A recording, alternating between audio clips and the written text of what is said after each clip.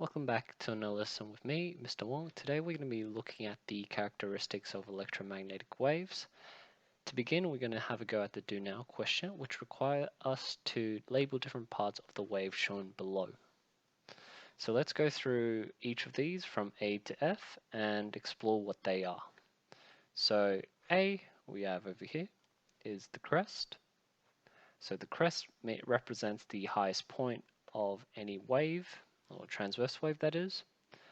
B is a wavelength. So wavelength is obviously by definition what a wave is, just the length of one wave. C over here we have a crest again, because that's the peak. Now wavelength, to measure wavelength you can measure from crest to crest, and there is another way, but we'll talk about that in a second. D is the amplitude, so the maximum displacement from the 0 point to the crest, that is amplitude. E is also amplitude, and so that's also just the maximum possible displacement. And then F, this point down here, that is a trough. So a trough is the smallest point of a transverse wave. To measure wavelength, you can measure from crest to crest, or you can measure from one trough to another trough. In today's lesson, we're going to look at describing the production and propagation of electromagnetic waves. We're going to try and relate these to Maxwell's predictions. If you want to have a look at the textbook reference, these are the pages for you. So on your syllabus outcome, we are looking at this dot point here. We're trying to describe the production and propagation of electromagnetic waves and relate these processes qualitatively, so by descriptions, with Maxwell's electromagnetic theory. If you recall, Maxwell's four equations was the Gauss's law for electricity, and that's just to say point charges radiate an electric field. Gauss's law for magnetism essentially states magnetic field lines are continuous, there is no beginning or end. Another way you could say it is there is no monopole, so there's not just one north or one south pole by itself. Faraday's law, if you have a changing magnetic field or magnetic flux, you'll create a changing electric field. Ampere and Maxwell's law, we showed that a changing electric field and a moving charge will generate or induce a changing magnetic field as well. So these are the four laws these are the four equations he came up with to investigate electromagnetic waves. So let's look at the propagation and production of these waves. Okay, let's have a look at the thought experiment that James Maxwell came up with. So he was thinking, if I have an electric charge attached to some kind of pole, and then I allow the charge to move up and down, so allow it to oscillate in both directions. He predicted that the electric charge, if it's moving up and down, will obviously produce a changing electric field.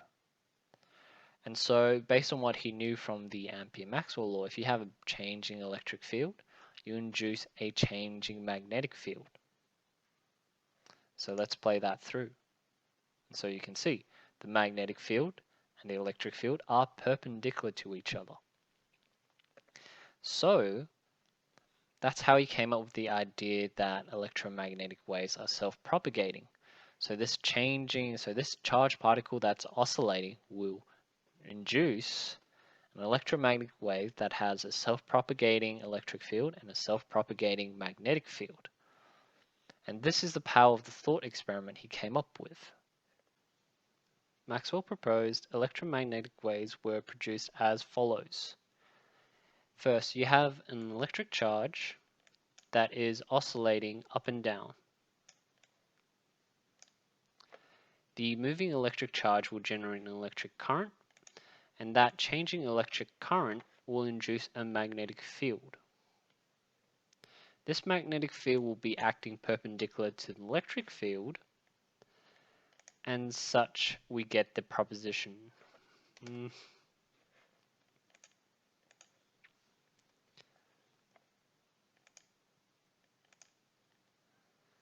Maxwell proposed the production of electromagnetic waves occurs as follows. If you have an electric charge that is oscillating in two directions, that moving charge will create an electric current, which is also oscillating in two directions.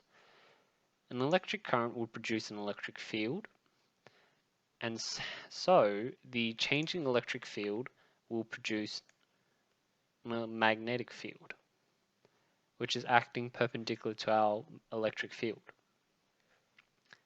The magnitude of the magnetic field is directly proportional to the current that is oscillating. This was described in his fourth equation, the Ampere and Maxwell equation. Following that, we know when we have a changing magnetic field, we also produce a changing electric field. And the magnitude of the electric field will be directly proportional to the magnitude of the changing magnetic field.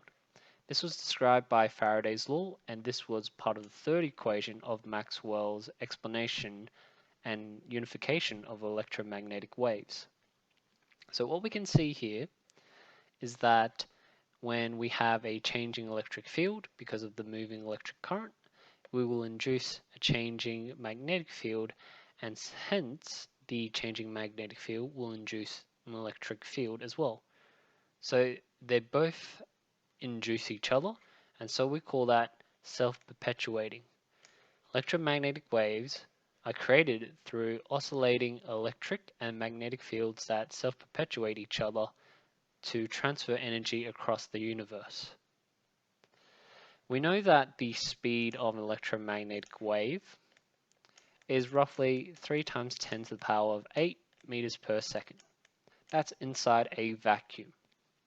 So inside a vacuum, the speed of light, a type of electromagnetic wave, is constant. Inside a medium, such as solid, liquid, or gas, that value does deviate slightly, more so in liquids and solids. In liquids and solids, the electromagnetic wave will interact with the matter, and some of that energy from the electromagnetic wave will be absorbed by the matter, hence slowing down the net speed of the electromagnetic wave. In terms of how he calculated the speed of electromagnetic waves, he found there were only two variables that really mattered. That was the magnetic constant and also the electric constant. This equation here was derived from his wave equations, and he made a total of 20 different wave equations to understand a bit more about electromagnetic waves.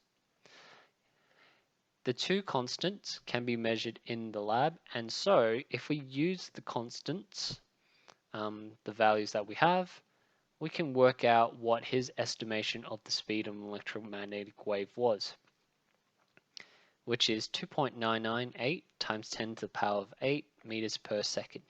This is very close to the current day values of the speed of light, which he later linked to an electromagnetic wave. But even by estimates of his time, the speed of light was about 1.31 10 to the power of 8 meters per second. So those numbers weren't very far off from each other either. And so, because of this, he linked the two ideas together. He was saying in 1862, the speed of propagation of an electromagnetic wave would be the same as the speed of light. If we have a look at a couple of questions just to break down what we've done so far, how could electromagnetic waves be produced by a high voltage AC power line with a frequency of 50 to 60 Hertz? And also, does a constant DC current produce electromagnetic waves? Justify your answer. Let's have a look. So in a high voltage power supply, which is using AC current, an alternating current means you have an alternating electric charge going backwards and forwards. This means that you will generate a change in electric field. A changing electric field will induce a changing magnetic field. And so the changing magnetic field will also induce a changing electric field. When you have these two combinations together, you'll have an electromagnetic wave transporting energy across its surroundings. How fast does the oscillation occur? That depends on the frequency of the AC current. So 50 to 60 is the range we have. If you recall from our ideas of waves back in year 11, the period of one wave oscillation is inversely proportional to frequency. So using 50 as the frequency, 1 over 50, the period for one oscillation is 0.02 seconds. So under 0.02 seconds, we'll experience one oscillation going back, and then after another 0.02 seconds, we experience another oscillation going the opposite direction as well. Question 2. Does a constant DC current produce electromagnetic waves? Justify your answer. Well, that's pretty clear. An electromagnetic wave can only be produced by changing electric fields and magnetic fields. A DC current, you have the charge just moving in one particular direction, will not produce an electromagnetic wave because a DC current will produce only a constant magnetic field, so the magnitude is about roughly the same, and thus a constant magnetic field cannot produce a changing electric field. So we cannot produce an electromagnetic wave using DC current. So the successor to the concept of the electromagnetic wave spectrum came along with Heinrich Hertz and his discovery of radio waves. The setup is very simplistic. We have the transmitter on one side and we have the receiver on the other side. Structures are sort of similar. We have the capacitor plate linked to an induction coil of high AC voltage, and a little gap in between. We also have a receiver which has a similar structure, circular structure, and it also has a small little gap. Let's try and break down the actual setup. There was high AC voltage being transported across of the high sparking, and as we know, if you have high AC voltage, alternating current, that's going to create alternating electric fields, which also create alternating magnetic fields, causing the production of electromagnetic waves. Okay, so he caused and produced an electromagnetic waves using his high voltage source. And the reason why we know, or why he knew, and there was this discovery of an electromagnetic wave, was because in the secondary coil, all of a sudden small sparking began to occur. Just very tiny little sparks were occurring in the receiver loop. What we know now of what was occurring was the concept of the photoelectric effect.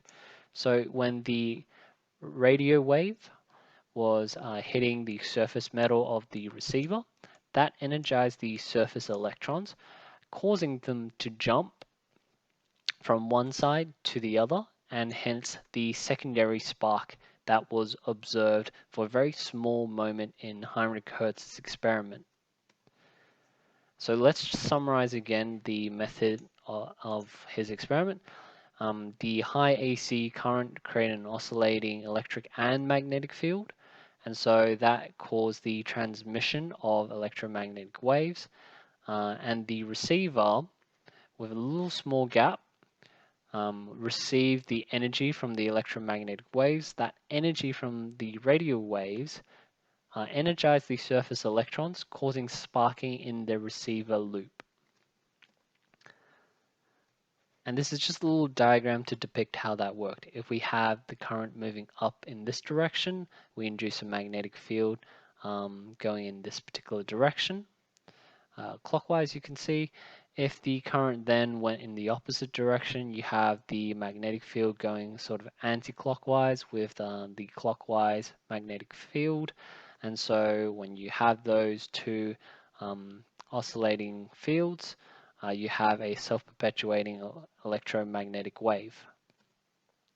Here's a little video that gives you a bit more detail in terms of his actual experiment, which you can see in this video as well.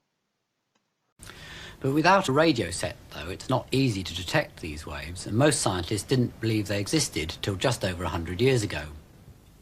What finally convinced them was an experiment performed by the physicist Heinrich Hertz in 1887. It was first demonstrated in Britain by a scientist called Oliver Lodge, here in the Royal Institution. Hertz used very big sparks created by a machine like this called an induction coil. Could you turn it on, Bill?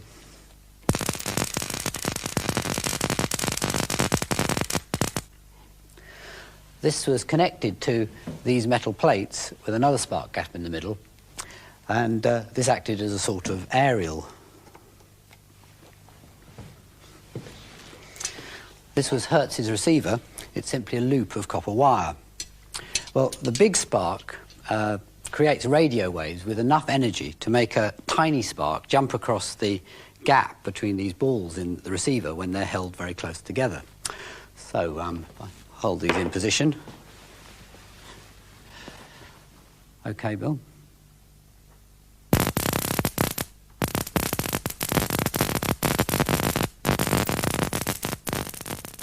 If you look carefully, you can just see the spark jumping across the gap.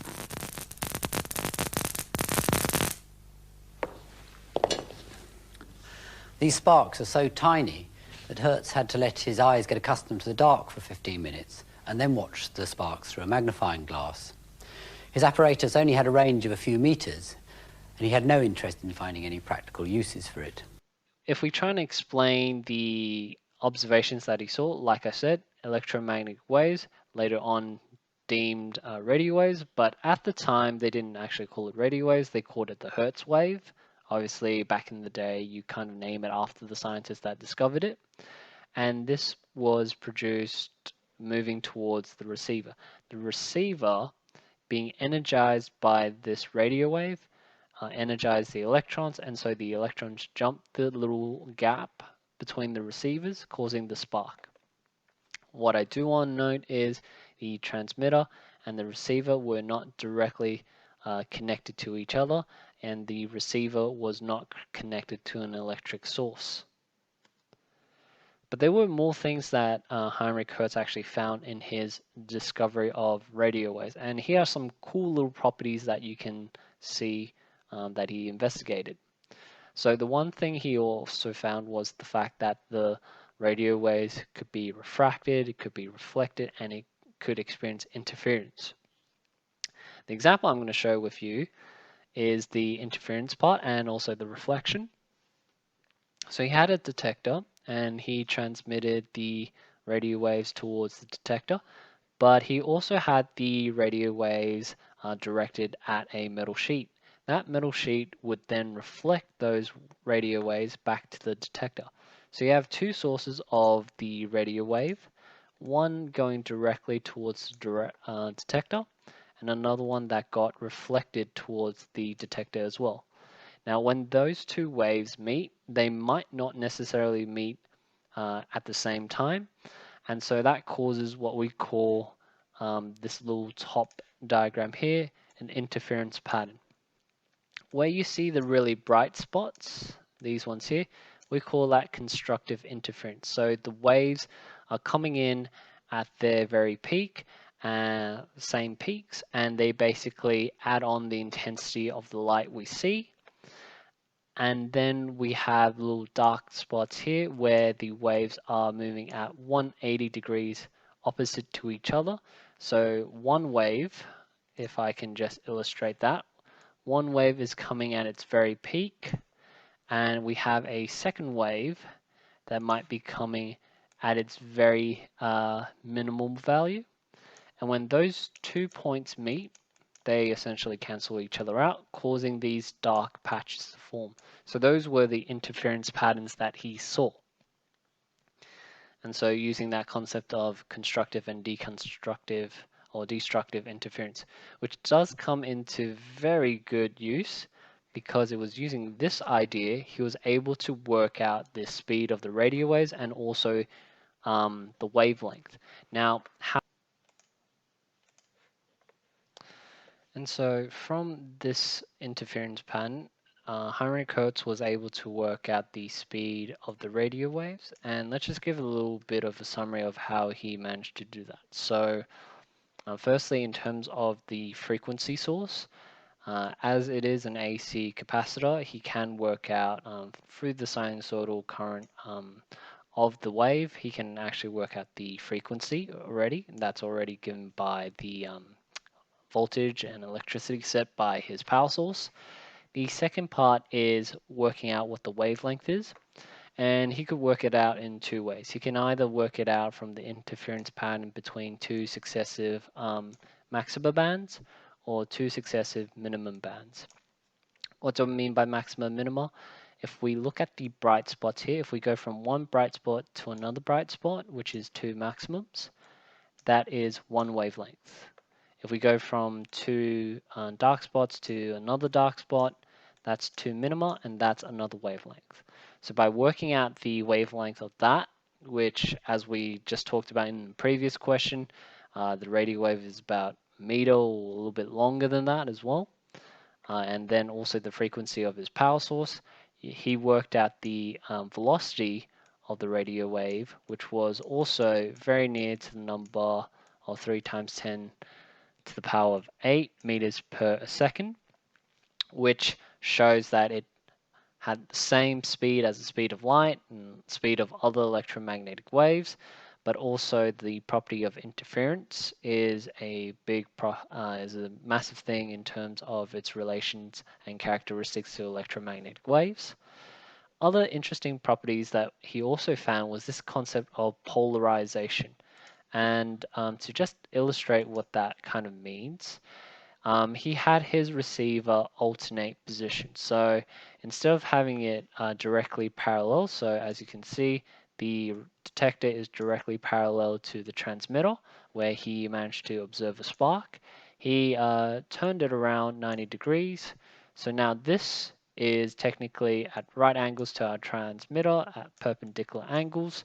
And at that point, there was no spark that was detected on the detector, which was quite strange at the time. But what we do know is that this is just an example of polarization. So electromagnetic waves behave like transverse waves at a certain angle, and obviously if you twist it to a right angle using a Polaroid, it actually blocks a certain orientation of that electromagnetic wave from coming through. To give a better explanation of that, I'll show you this video as well. So be sure to watch that on the links. So what was the overall summary from Heinrich Hertz's discovery? He essentially found that electromagnetic waves can be generated and received. They do travel in straight lines and are self-propagating due to the electric and magnetic fields. The waves can be reflected, refracted, and had interference patterns. In some materials, they can be absorbed, which is a later thing we talk about with the photoelectric effect. He also found that the speed of the radio wave was very similar to light and other electromagnetic radiations, and also the fact that it can be polarized, showing that electromagnetic radiation or these waves were behaving like transverse waves and not longitudinal waves. Before we end the lesson, I want you to have a go at these two multiple choice questions. Which is the following not a contribution of Maxwell's theory to physics? So I have a read of that. And question 2, it is if we try and rearrange the initial velocity formula for Maxwell's equation of electromagnetic wave speed, what would epsilon naught be? And the final one, this was from the 2019 past paper question. It says, this diagram shows a model of electromagnetic waves. Okay, so it's propagating in this particular direction. Relate this model to predictions made by Maxwell's theory. So what you have to do is mention what did Maxwell contribute to electromagnetism. So you could say how he linked electricity and magnetism. The electromagnetic spectrum could be one thing, the speed could be one thing. But I would say the main thing you need to look at is the 4 equation he proposed. So those 4 equations. And then using those 4 equations that you understand, try and relate back to the model you have here. This is worth 4 marks. So in the HSC, you should be spending about 7 or so minutes to answer this question. So give it a go, and I will go through the appropriate answer and the criteria to get full marks in the next video. And here we go, we're back to the summary here. Thank you for joining up so far. Again, my name is Mr. Wong. Thank you for joining again. Here's some links to other videos and also the playlist for